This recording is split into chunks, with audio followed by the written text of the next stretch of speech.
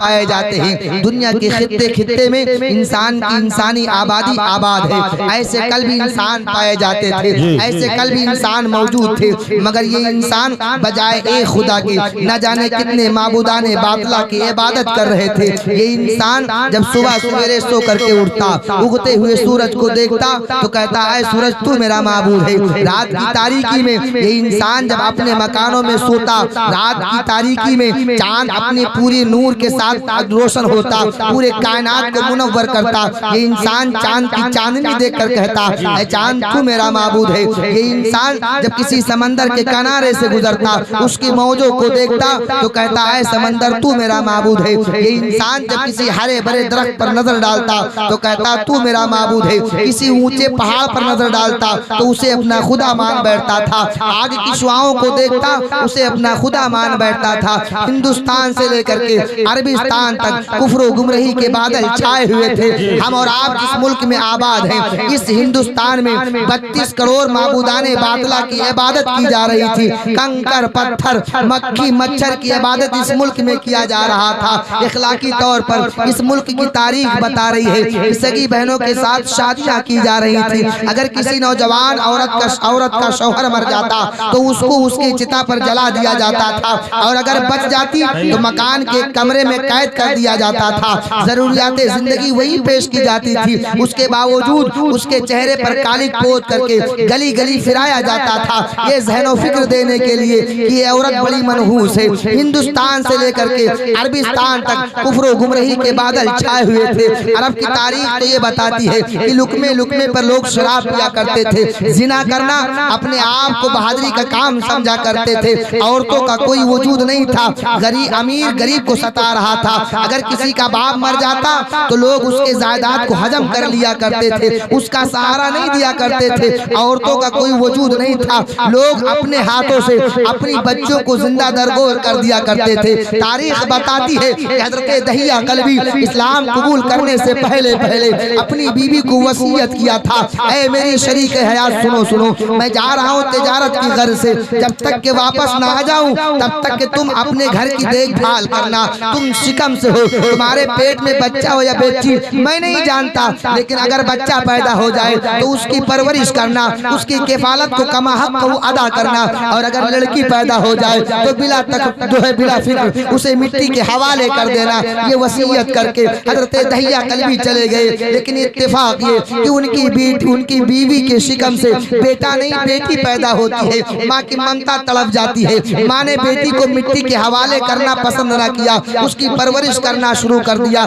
ان قریب جب وہ وقت آتا ہے، دہیہ کلبی جب واپس آتے کئی مہینے کے بعد، گھر کے اندر داخل ہونے سے پہلے دروازے پر دستخط دیتے ہیں، وہی لڑکی دروازہ کھولنے کے لیے اٹھتی ہے، چہرے پر نظر ڈالتے ہیں، بڑی حسین و جمیل لڑکی ہے۔ دہیہ کلبی نے اپنی بیوی سے پوچھا اے میری بیوی بتاؤ تو صحیح یہ لڑکی کون ہے جس نے ابھی ابھی دروازہ کھولا ہے؟ حضرت دہیہ کلبی کی بیوی نے جواب دیا تھا ڈر کی وجہ سے یہ میری لڑکی نہیں ہے، یہ تو پڑوس کی لڑکی ہے، غربت کی ماری ہے، غربت میں زندگی گزار رہی ہے، میرے گھر چلی آتی ہے، میرے گھر میں کوئی چھوٹا بچہ نہیں ہے، میرا دل بھی بہل جاتا ہے، گھر کے کچھ کام کاج کر دیا کرتی ہے، ضرورت کے مطابق ہم اس کو جو ہے کھانے کی اشیاء دے دیا کرتے ہیں۔ سنو اب ایک وقت گزرتا گیا، دہیہ کلبی اس کی محبت میں وارفتہ ہوتے گئے، اس کی محبت میں گرفتار ہوتے گئے۔ جب وہ وقت آتا ہے دہیہ کلبی کی بیوی نے دیکھا کہ میرے شوہر نے اس کے اوپر دستے شفقت پھیرنا شروع کر دیا ہے، تو موقع کی نزاکت کو دیکھتے ہوئے دہیہ کلبی کی بیوی نے کہا اے میرے شوہر، اے میرے سر کے تاج، جس کو میں نے کہا تھا کہ یہ بیٹی آپ کی نہیں ہے، دراصل وہ آپ کی بیٹی ہے، وہ آپ کی بیٹی ہے، میں نے چھپایا اس لیے تھا تاکہ آپ اسے مٹی کے حوالے نہ کریں۔ اتنا سننے کے بعد دہیہ کلبی نے فوری طور پر اپنے ہاتھ میں پھڑوا لیا اور اپنی بیٹی کو تیار کیا۔ راستے سے گزرنا ہوا، ایک جنگل کے کنارے سے گزرتے ہیں، دہیہ کلبی کے پیر میں کانٹا چبھتا ہے، جب کانٹے کو باہر نکالتے ہیں بیٹی نے کہا والد محترم آپ کے پیر سے خون نکل رہا ہے، ہم ایسے دعوت میں جانا پسند نہیں کرتے جس دعوت کے راستے میں آپ کو تکلیف برداشت کرنا پڑے، ہم ایسے دعوت میں نہیں چلتے، والد محترم آپ ہمیں واپس لے کر کے چلے۔ لیکن دہیہ کلبی کا ارادہ کچھ اور تھا، دہیہ کلبی کا مقصد کچھ اور تھا۔ دہیہ کلبی لے کر کے پہنچے ایک چٹیل میدان میں، ایک درخت کے سائے کے نیچے اپنی بیٹی کو بیٹھال دیا، خود مٹی کو کھودنے لگے۔ جب گڈھا مکمل ہو گیا آپ आपने अपनी बेटी को उठाया, उस गड्ढे में रख दिया। बेटी ने कहा वालिदे मोहतरम कौन सा खेल आप हमारे साथ खेलना चाहते हैं, आप हमें इस गड्ढे से बाहर निकालें, बड़ी तकलीफ हो रही है। जब थोड़ी सी मिट्टी डाली, पैर के बराबर मिट्टी आई, तो बेटी ने कहा था वालिदे मोहतरम अगर हमें मिट्टी के हवाले इस बुनियाद पर कर रहे हैं कि हम आपके सर पर बोझ बन गए हैं, तो कतान आप हमें बोझ न समझे, हमें छोड़ दे, हम जहाँ चाहेंगे जिंदगी का गुजारा कर ले, आप हमें मिट्टी के हवाले ना करें। तैया कल्बी की आंखों में मोहब्बत के आंसू नहीं बल्कि खून उतर आया था। वो मोहब्बत की भरन नजर से अपनी बेटी को नहीं देख रहे हैं, मिट्टी डालते चले जा रहे हैं, मिट्टी डालते चले जा रहे हैं। जब कब्र के ऊपर मिट्टी आती है तो बेटी ने कहा था वालिदे मोहतरम हम आपसे खाने का सवाल नहीं करेंगे, हम आपसे नानी के यहाँ जाने के लिए भी नहीं कहेंगे, आप जिस तरह से चाहें उस तरह हमारी जिंदगी गुजारने का तरीका अता कर दे, हम आपसे कोई सवाल नहीं करेंगे। बाप ने मिट्टी डालना शुरू किया, जब मिट्टी सीने से ऊपर आई, बेटी ने दोनों हाथों को बाहर निकाला, दुआ करना शुरू किया परवरदिगार आलम कब तक क्या औरतों को जिंदा दरगोर किया जाता रहेगा, कब तक के बच्चियों को मिट्टी के हवाले किया जाता रहेगा, औरतों का कोई वजूद नहीं है। मौला भेज दे किसी ऐसे पैगंबर को जो औरतों की अजमतों को बचा सके, मौला भेज दे किसी ऐसे रसूल हाशमी सी वकार को जो औरतों की अजमतों को बचा सके। तो परवरदिगार आलम ने इन तमाम लोगों की दुआओं को शर्फ़े कबूलियत का जामा पहनाते हुए 12 रबीउल अव्वल के दिन सुबह सादिक के वक्त मक्का की सरजमीन पर हजरत अब्दुल्ला के घर में, हजरत अब्दुल मुत्तलिब के आंगन में, हजरत आमना के बतने मुकद्दस से रहमतुल लिल आलमीन की जलवागरी।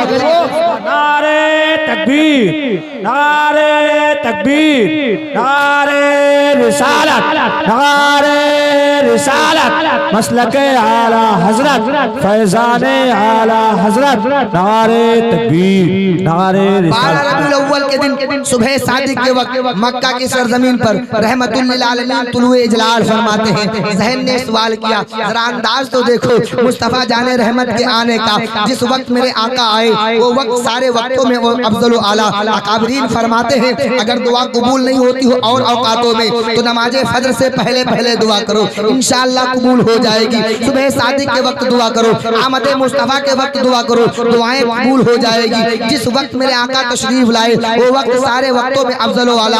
आपने देखा होगा आपके घर बच्चे पैदा होते हैं, हमारे घर भी बच्चे पैदा होते हैं, उससे पहले आमद मुस्तफ़ा से पहले भी बच्चे पैदा होते थे, आज भी पैदा हो रहे हैं, सुबह क़यामत तक पैदा होते रहेंगे। लेकिन जिस वक्त में मेरे आका तशरीफ लाए उस वक्त में ना कोई बच्चा पैदा हुआ था, ना पैदा हुआ है, ना सुबह क़यामत तक पैदा होगा। रहमतुल लिल आलमीन जब सुबह सादिक के वक्त तशरीफ लाए तो ज़हन ने एक सवाल किया आका मुकम्मल दिन के उजाले में भी तशरीफ ला सकते थे या मुकम्मल रात की तारीकी में भी तशरीफ ला सकते थे, ऐसा क्यों हुआ कि रात जा रही है दिन आ रहा है, ऐसे सुनहरे मौके पर रहमतुल लिल आलमीन की तशरीफ लाए। तो ज़हन ने उसका जवाब दिया सुनो सुनो, अगर आका रात की तारीकी में तशरीफ लाते तो रात दिन को चैलेंज कर देता, ऐ दिन तेरी कोई बेसात नहीं, ऐ दिन तेरी कोई औकात नहीं, ऐ दिन तेरी कोई हकीकत नहीं, इसलिए कि रहमतुल लिल आलमीन की जलवागरी मेरी मौजूदगी में हुई है। और अगर मुकम्मल दिन के उजाले में तशरीफ लाते तो दिन रात को चैलेंज कर देता, ऐ रात तेरी कोई बेसात नहीं, ऐ रात तेरी कोई हकीकत नहीं, ऐ रात तेरी कोई औकात नहीं, इसलिए कि आका की तशरीफ औली मेरी मौजूदगी में हुई है। इसलिए परवरदिगार आलम ने ऐसे सुनहरे मौके पर अपने आका को भेज रहा है कि रात जाते जाते रुके मुस्तफा की जियारत कर ले, दिन का उजाला आते आते चेहरे रसूल की वाह वाह बहुत खूब, सुभान अल्लाह सुभान अल्लाह, बहुत उम्दा बयान। अव्वल के दिन सुबह सादिक के वक्त मक्का की सरजमीन पर रहमतुल लिल आलमीन जलवागर होते हैं तो सारे मक्के वाले अपने अपने घरों में आराम कर रहे थे। जब सुबह सवेरे सो करके उठे एक दूसरे से मुलाकात किया, खाने काबा के बाहर जमा हो गए, दूसरे से मुलाकात करते हुए एक ने कहा ऐ मैंने अपने घर का मुताला किया, जायजा लिया तो मेरे घर के अंदर अजीब सी भीनी भीनी खुशबू आ रही थी। किसी ने कहा जब मैं घर के अंदर सो करके उठा मेरे घर के अंदर जो मेरा बूढ़ा बाप था बिला दवा अच्छा हो गया। किसी ने कहा मेरे घर के अंदर जो जानवर मौजूद थे, जिनके थन दूध से सूख गए थे, उनके थन दूध से भरे नजर आ रहे हैं। किसी ने कहा था आज सुबह सवेरे जब मैंने अपने बाग बगीचे का जायजा लिया तो मेरे बाग के दरख्त जो सूखे थे बिन मौसम हरे और उसमें फल नजर आने लगे। किसी ने कहा था आज मक्के की दरो दीवार महक रहे हैं, मक्के का हर इंसान महक रहा है, मक्के की हवा फिजा महक रही है। तब तक के खाने काबा के अंदर से एक इंसान तवाफ करके बाहर निकला। निकलने के बाद लोगों के हुजूम को देखा तो पूछने लगा, ऐ लोगों बताओ तो सही, आपस में कौन सी बातें कर रहे हो, आपस में कौन सी मशगूलियत में अपने आप को किए हुए हो, बताओ तो सही क्या बातें कर रहे हो। तो लोगों ने कहा था कि आज तुम्हें मक्के की बदली हुई कैफियत नजर नहीं आती, आज मक्के की हवा फिजा महक रही है, मक्के का हर इंसान महक रहा है, मक्के के दरो दीवार महक रहे हैं। तक के खाने काबा के अंदर से आने वाले इंसान ने कहा था सुनो सुनो, अभी अभी जो मैंने देखा है अगर बयान करूंगा तो ताज्जुब मत करना। अब लोगों ने कहा बताओ तो सही तुमने क्या देखा है। खाने काबा के अंदर से आने वाले इंसान ने जवाब दिया सुनो सुनो, अभी मैंने देखा जब मैं खाने काबा का तवाफ करके मुकम्मल किया, सफा मरवा की सही की, मकाम इब्राहिम की जियारत किया, मुज़दलिफा में नमाज जो है महती में काबा में नमाज पढ़ी, उसके बाद जब चलने लगा तो मेरी निगाहों ने मुशाहिदा किया कि सरदार कुरैश अपने गोद में एक बच्चा लिए हुए खाने काबा की तरफ बढ़े चले आ रहे हैं। मैं एक नजर सरदार कुरैश को देख रहा था, एक नजर खाने काबा को देख रहा था। ऐसा लगता था कि खाने काबा सरदार कुरैश का इस्तकबाल कर रहा है, काबा अपने जगह पर ठहरा हुआ हरकत कर रहा है। जब मेरी निगाह फैसला न कर सकी कि सरदार कुरैश खाने काबा की तरफ बढ़े चले आ रहे हैं या खाने काबा सरदार कुरैश की तरफ बढ़ा चला आ रहा है, आला हजरत फरमाते हैं जिसके सजदे को मेहराबे काबा झुकी। सुभान अल्लाह सुभान अल्लाह। नारे तकबीर, नारे तकबीर, नारे रिसालत,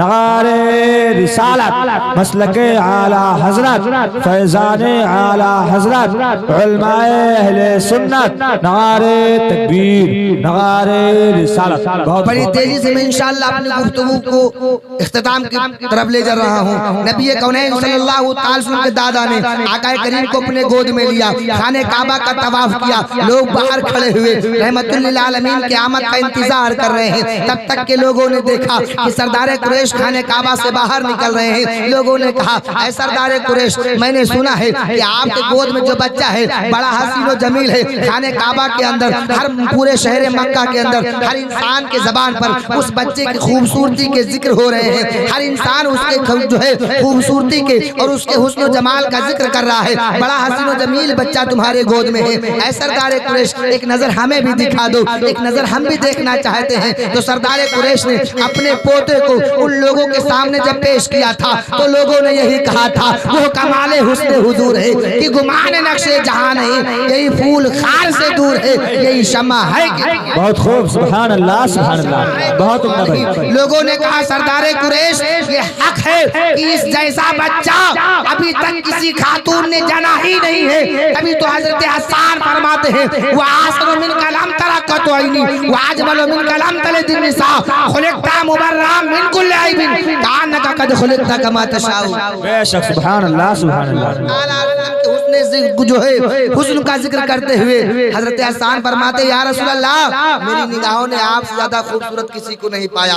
सरदार कुरैश अपने पोते को लेकर के अपने घर पहुंचते हैं, अपनी बहू को देते हैं। उसके बाद हजरत आमना बयान करती हैं मेरा बेटा जब दुनिया में तशरीफ लाया एक यहूदिया औरत का कहना है पहुंची आमना की बारगाह में, बहन आमना बताओ तो सही तुम कौन सा चिराग जलाती हो, तुम कौन से शमा का इंतजाम तुमने किया है कि तुम्हारे घर में रोज बरोज रोशनी बढ़ती चली जा रही है। बहन आमना तेल की किल्लत की बुनियाद पर हम कोई शमा नहीं जलाते हैं, हमारे घर में रोशनी का इंतजाम नहीं है। बहन आमना बताओ तो सही तुम कौन सा चिराग जलाती हो, तुम कौन से तेल का जो है इस्तेमाल करती हो।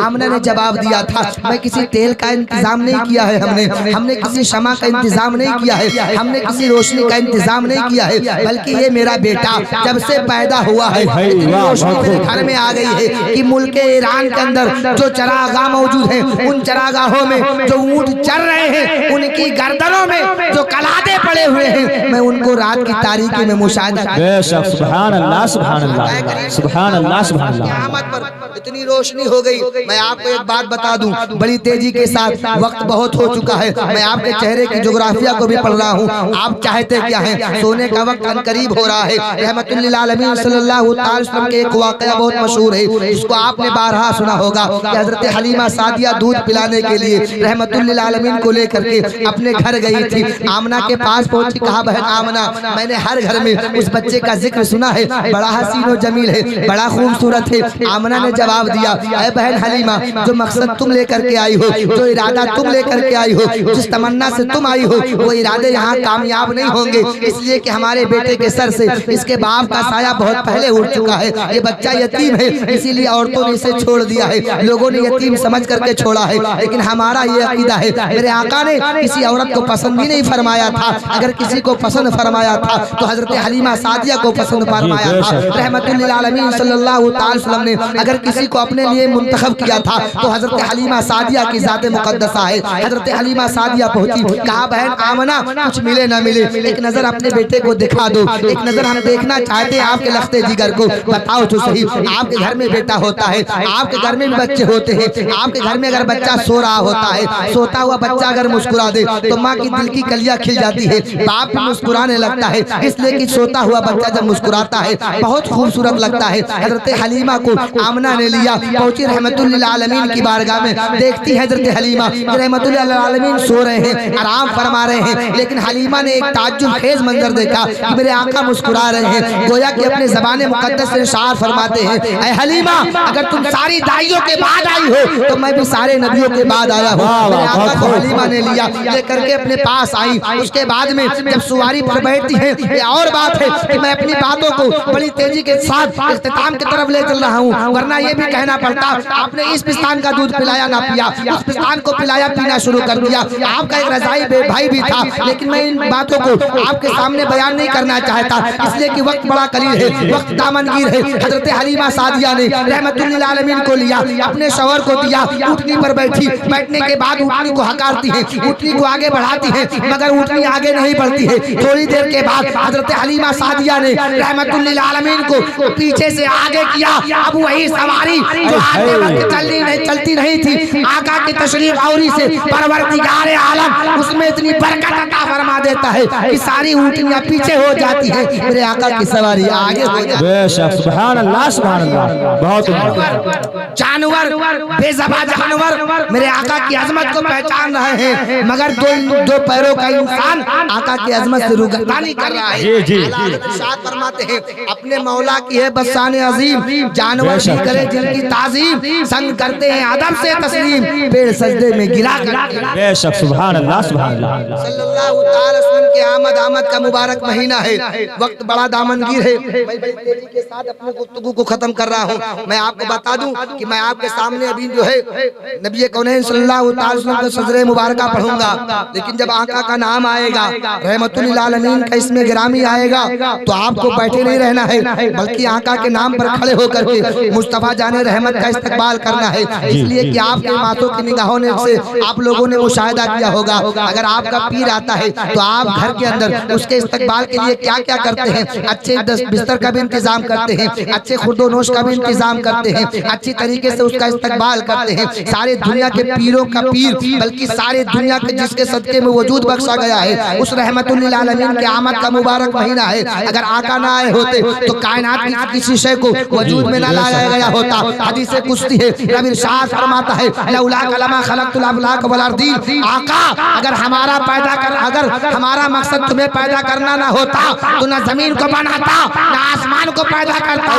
محبوب میرا مقصد یہ ہے کہ تمہاری تخلیق ہو جائے، تمہارے ذریعے میرے ربوبیت کا اظہار ہو۔ بے شک سبحان اللہ سبحان اللہ۔ اللہ رب العزت ارشاد فرماتا ہے وَإِذْ قَالَ رَبُّكَ لِلْمَلَائِكَةِ إِنِّي جَاعِلٌ فِي الْأَرْضِ خلیفہ، پروردگار عالم نے فرشتوں سے فرمایا اے فرشتوں میں زمین پر اپنا خلیفہ بنانا چاہتا ہوں، میں زمین پر اپنا نائب بنانا چاہتا ہوں۔ فرشتوں نے کہا مولا تو ایسے انسان کو زمین پر نائب بنانا چاہتا ہے جو جانے کے بعد خوریزی کریں گے، جو جانے کے بعد فتنہ فساد پیدا کریں گے، ایک دوسرے کے حقوق کو ماریں گے۔ مولا فرماتا ہے انی عالم ما لا تعلمون، اے فرشتوں جو میں جانتا ہوں تم نہیں جانتے ہو، میری مرضی تو کچھ اور ہے، میری مشیت تو کچھ اور چاہتی ہے۔ چنانچہ رحمت للعالمین صلی اللہ تعالی وسلم کے تشریف آوری سے پہلے جنت میں حضرت آدم علیہ السلام کی تخلیق ہو جاتی ہے۔ رب فرماتا ہے آدم جنت کے ہر درخت تم فائدہ اٹھانا، لا تقربا ہذہ الشجرہ، اے آدم لیکن خبردار اس درخت کے قریب نہ نہ جانا وہ وقت آتا ہے. حضرت آدم علیہ السلام جنت کے ہر کیاری سے گزرتے ہیں. حضرت آدم علیہ السلام نے دیکھا کہ فرشتوں کی ایک جماعت ہے جو آدم کے پیچھے لگی ہوئی ہے.